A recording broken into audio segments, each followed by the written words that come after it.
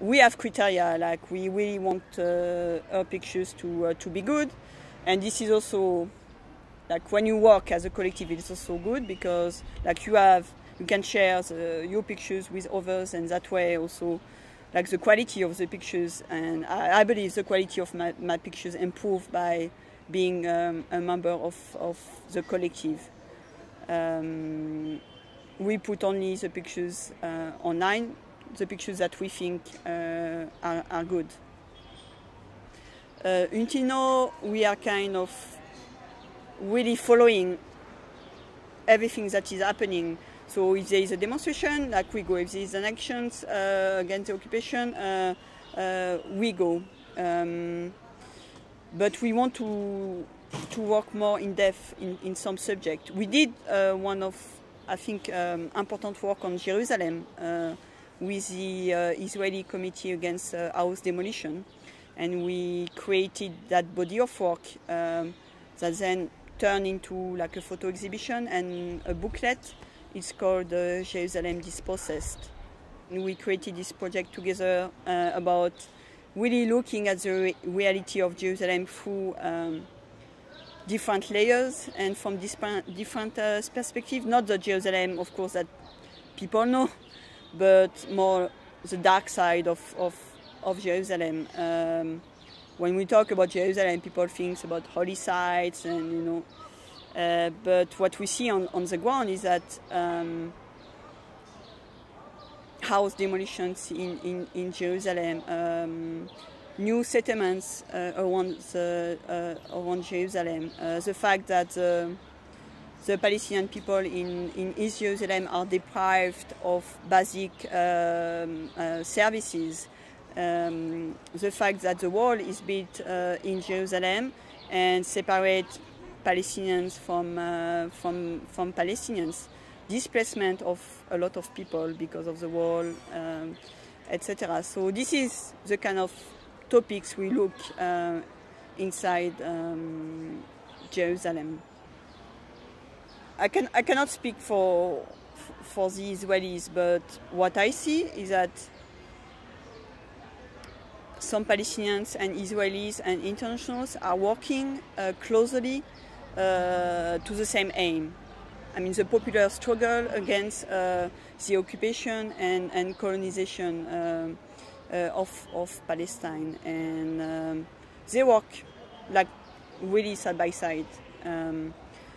The Israelis, I know, the activists are very much dedicated to the struggle. They are very much aware that because they are Israelis, there might be some Palestinians who are not comfortable with them, or that some places it may be better not to go. And their principle is very clear: if they are not invited, they will not go.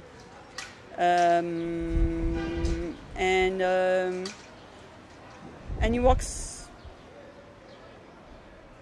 It's true that in some places it might be difficult for Israelis to go, but from what I saw, like in the actions in the village where you have some demonstrations going on, I mean, they are working closely together. For me, actually, when I first arrived, I went directly to Palestine, and I didn't have any contacts with Israelis at first. So even for me, like, it was really some steps to take before really like going to Tel Aviv and meet some Israelis and understand where they are coming from and how they think about the conflict. And now I'm really I feel part of the group, and I really like working with them, and I really respect what they do, and I do believe that here networking is very important, because to reach out other people and to change the situation, people have to work together, because the conflict will not be solved by just, you know, the Palestinian side or the Israeli side or the international side. I think it will work from different levels, and everything is connected in a way. I thought that something was impossible, and it actually happened 2 weeks ago, so maybe I can talk about that. I thought it would be impossible to gather like 200 people and just walk through a checkpoint without being stopped and being fired at. And it actually did happen 2 weeks ago here in Bethlehem. For Palm Sunday, there was a march. The aim of the march was to go to Jerusalem from Bethlehem, because a lot of Palestinian Christians wanted to go to Jerusalem, of course, for Easter. And actually some of them got permits, but because they need permits from the Israelis to go to Jerusalem. But at the last minute, the Israeli cancelled all the permits because there was some Jewish holidays, and so for security reasons. So there was a march organized as a protest, and to protest for the right to worship and the freedom of movement. And we actually walked through the from the Nativity Square to the checkpoint of Bethlehem, and we just walked through. It was amazing to see. Like the Israeli security guards were totally overwhelmed. They were surprised, and they didn't expect that, so they were outnumbered and they couldn't stop us. So we walked, and we managed to go to pass the checkpoint, and then to walk maybe on 300 meters on the road to Jerusalem. For some Palestinians to walk on this road, they haven't done that for the last 10 years, from the beginning of the Second Intifada, 2000. So it was amazing.